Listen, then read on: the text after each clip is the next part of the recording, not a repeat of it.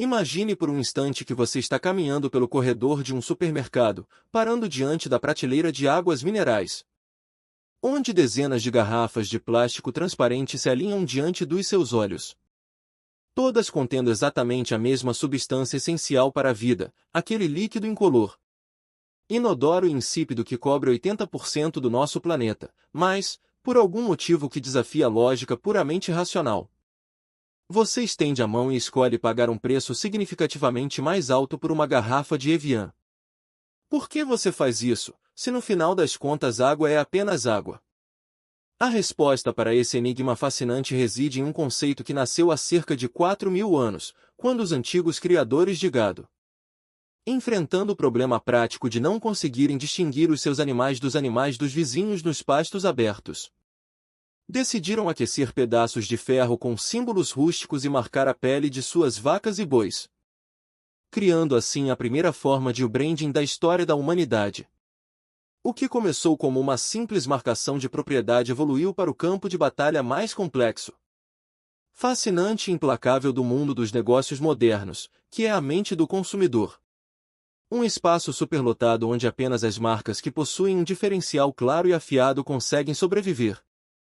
Hoje, nós vamos embarcar em uma jornada profunda e reveladora pelos conceitos do livro SAT-THCAC-BITO, ou Diferenciais Assassinos, escrito por Jack Tai e Wilson Shell, para desvendar exatamente como você pode transformar um produto comum em uma marca extraordinária.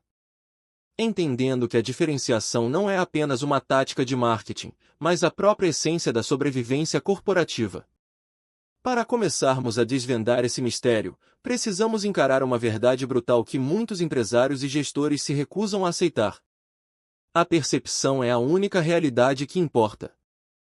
No mundo do branding, não existe uma verdade objetiva guardada dentro da sua fábrica ou nos relatórios de controle de qualidade do seu laboratório.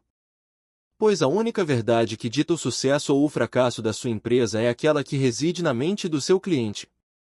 Você pode ter o melhor produto do mundo, fabricado com os materiais mais nobres e a tecnologia mais avançada. Mas se o cliente não perceber essa superioridade, ou pior, se ele não conseguir distinguir o seu produto daquele oferecido pelo seu concorrente mais barato, todo o seu esforço terá sido em vão. A diferenciação, portanto, é o processo mágico de criar uma proposta única de venda. Um conceito antigo cunhado pelo lendário publicitário José Rives, mas que continua sendo a espinha dorsal de qualquer império comercial. Se você não tem uma proposta única, se você não consegue responder de forma clara e imediata por que o cliente deve escolher você e não o outro, você está fadado a competir pelo preço. E competir pelo preço, meus amigos, é um jogo perigoso, uma corrida para o fundo do poço onde o vencedor é aquele que sangra mais. Entrando um pouco mais nessa questão do preço, é vital compreender que você até pode construir uma marca gigantesca baseada em ser a opção mais barata. Mas isso exige um sacrifício estrutural imenso. Veja o caso da Dell na indústria de computadores ou da Southwest Airlines na aviação. A Dell não se tornou a gigante que é simplesmente cortando suas margens de lucro em um ato de desespero. Ela redesenhou completamente a cadeia de suprimentos, eliminando os intermediários e vendendo diretamente para o consumidor final, criando uma vantagem de custo estrutural que seus concorrentes, presos aos modelos tradicionais de distribuição, simplesmente não conseguiam copiar. Da mesma forma, a Southwest Airlines construiu seu império de passagens baratas voando apenas com um único modelo de avião, o Boeing 737. O que reduziu drasticamente os custos de treinamento de pilotos, manutenção de peças e operações de solo, provando que para ser o mais barato e ainda assim ser uma marca forte, a sua redução de custos não pode ser um truque contábil, mas sim o próprio DNA da sua operação. Se você não tem essa vantagem estrutural como o Walmart ou a IKEA tem, tentar ganhar o cliente apenas oferecendo o menor preço é um convite para o suicídio corporativo. Pois sempre haverá alguém disposto a fabricar de forma mais barata em algum outro lugar do mundo, e no momento em que você perder a guerra do centavo, o seu cliente, que não tem nenhuma lealdade à sua marca além do preço, o abandonará sem olhar para trás.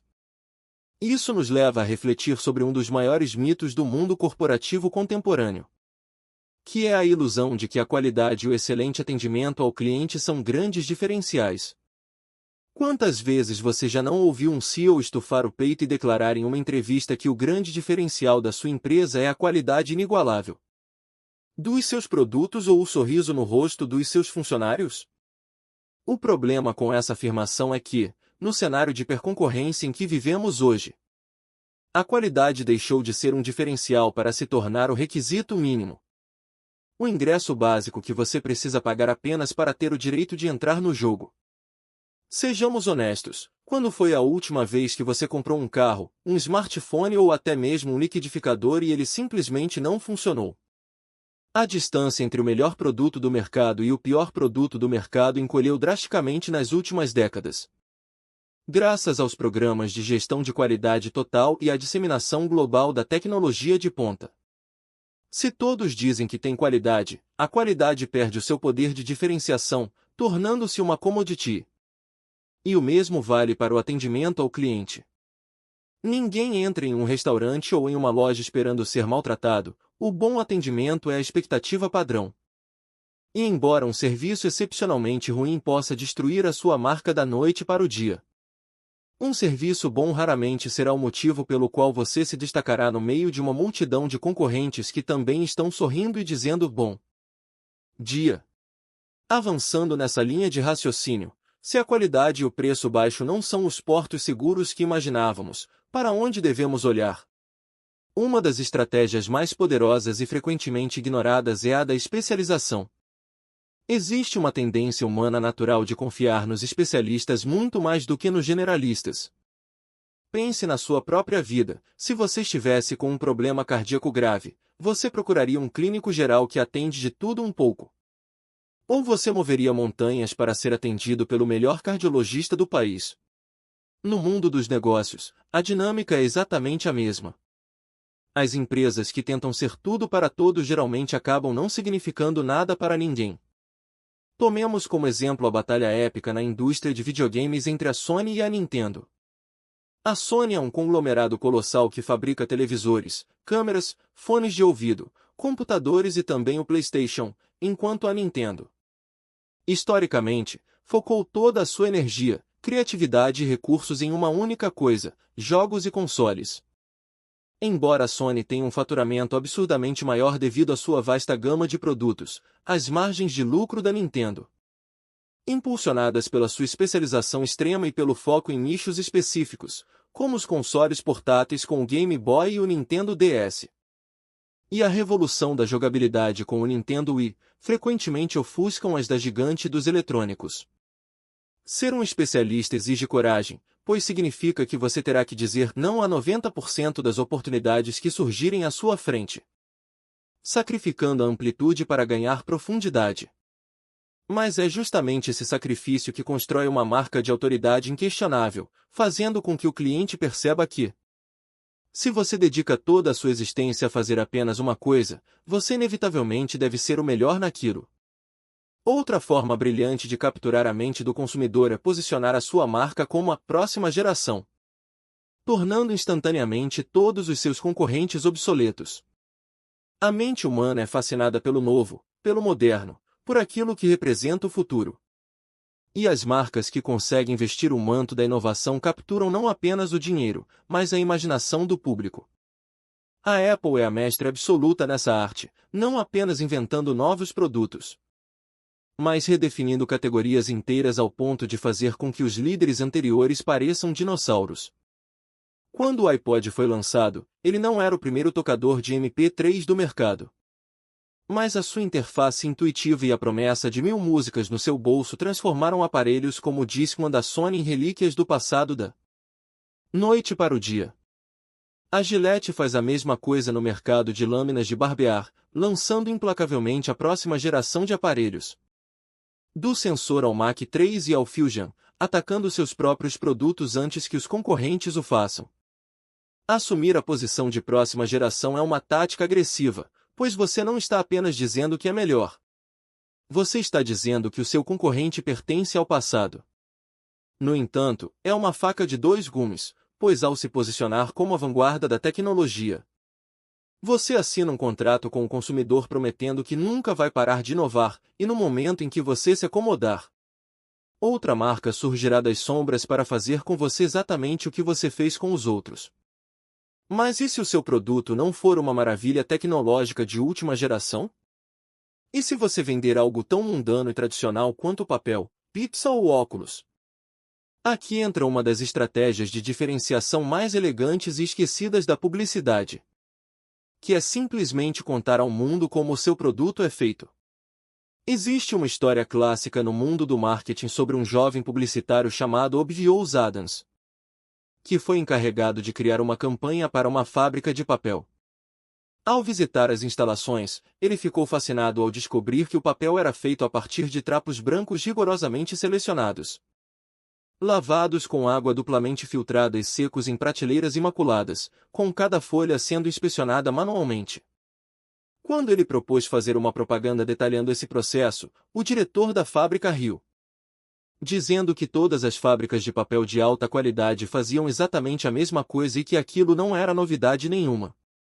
A resposta de Adams foi genial e definitiva: pode não ser novidade para os fabricantes de papel, mas é novidade para os compradores de papel.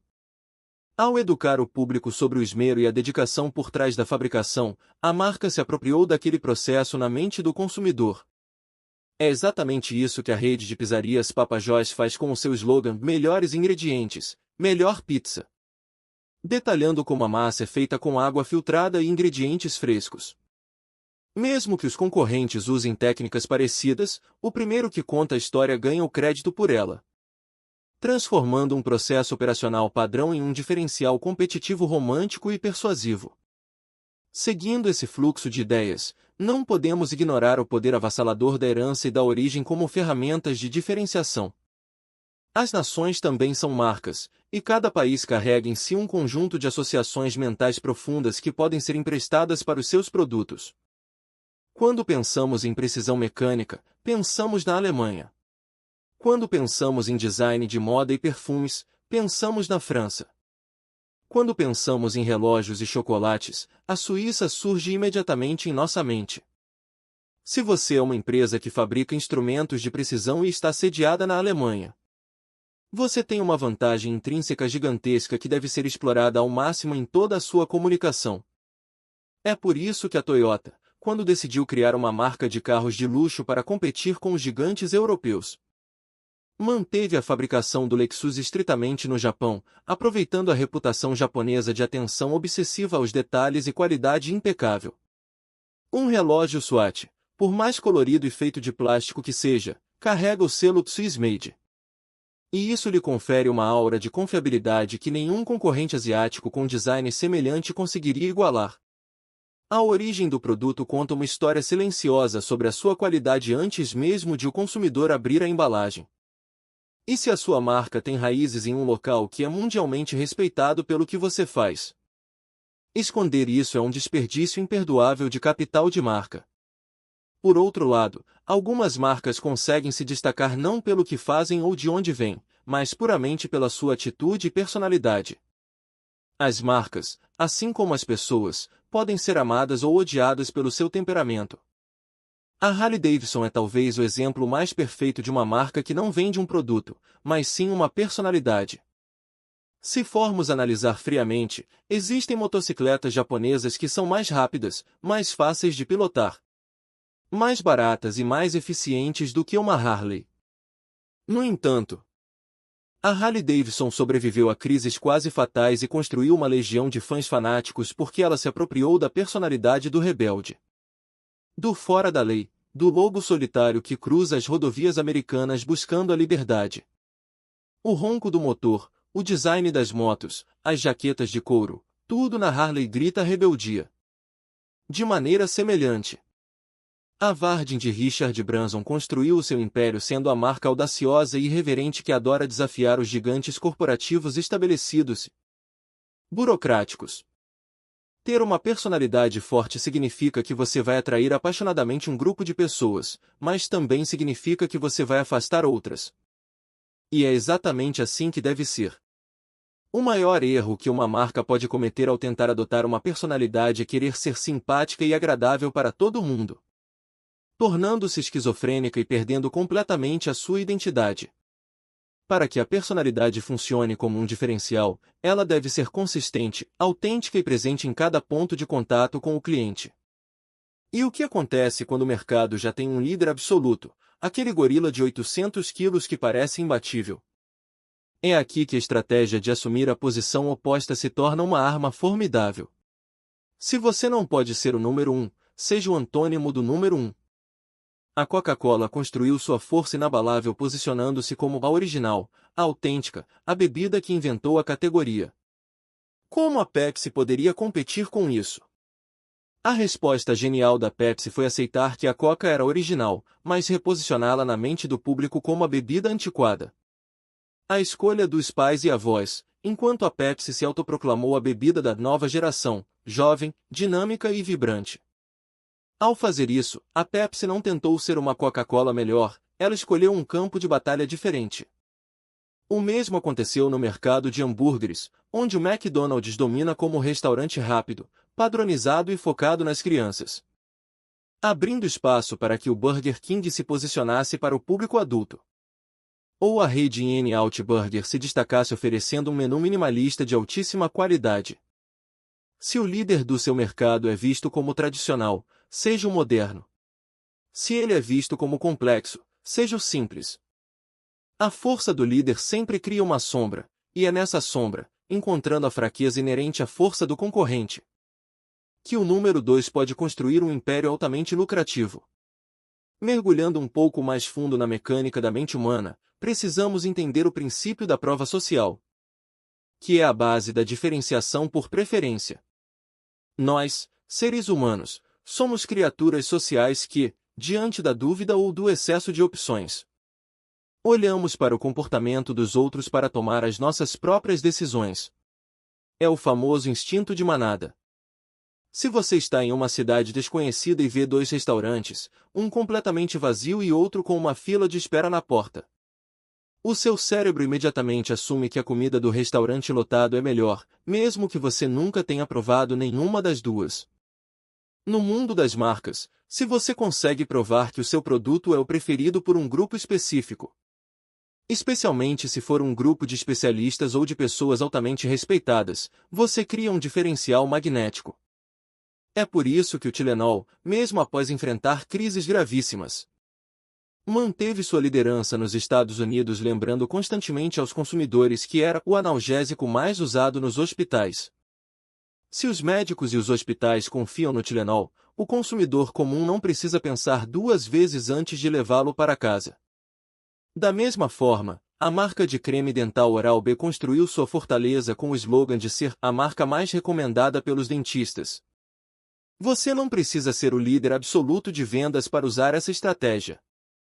Se você puder provar que o seu software é o preferido pelos maiores estúdios de Hollywood, ou que o seu equipamento esportivo é a escolha número 1 dos atletas olímpicos, você transfere a credibilidade e o prestígio desses especialistas diretamente para a sua marca.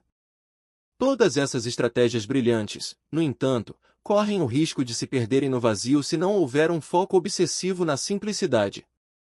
Vivemos na era da superinformação, onde o consumidor é bombardeado por milhares de mensagens comerciais todos os dias. O cérebro humano, para se proteger desse ataque constante, simplesmente bloqueia tudo que é complexo, confuso ou ambíguo. A regra de ouro do branding é a máxima: mantenha as coisas simples. A sua ideia de diferenciação não pode ser um parágrafo longo e cheio de jargões técnicos que exige um manual de instruções para ser compreendido. Ela precisa ser uma lança afiada capaz de perfurar a mente do consumidor em frações de segundo. A Volvo significa segurança. A BMW significa desempenho na direção. A FedEx significa entrega garantida no dia seguinte. Cada uma dessas marcas bilionárias destilou a sua essência em uma única palavra ou conceito. Muitos empresários têm medo da simplicidade, achando que simplificar a mensagem é o mesmo que diminuir o valor do seu produto. Mas a verdade é que a simplicidade é o resultado final do pensamento profundo. É preciso muita inteligência e coragem para olhar para um produto complexo, arrancar todas as suas camadas periféricas e ter a ousadia de apostar o futuro da empresa em uma única ideia central. Para amarrar todas essas ideias e transformar a teoria em resultados palpáveis. A parede à sua frente é a mente do consumidor, dura e impenetrável. A sua estratégia de diferenciação, seja ela a especialização, a herança, a personalidade ou a próxima geração, é o prego. A sua publicidade, o seu marketing, as suas relações públicas e a atitude dos seus funcionários são um martelo. Se você tiver um martelo pesado, feito de um orçamento de marketing milionário, mas não tiver um prego, ou seja, não tiver uma ideia de diferenciação clara, você vai apenas bater na parede repetidas vezes, fazendo muito barulho, gastando muita energia, mas sem conseguir penetrar na mente do cliente. O dinheiro vai escorrer pelo ralo em campanhas bonitas, mas ineficazes. Por outro lado, se você tiver um prego afiado, uma proposta única e poderosa, mesmo com um martelo menor e um orçamento limitado, você conseguirá perfurar a parede e fixar a sua marca na consciência do público. Portanto, o desafio supremo que se coloca diante de você não é apenas criar um produto de qualidade ou sorrir para o cliente, mas fazer a escolha estratégica mais difícil de todas.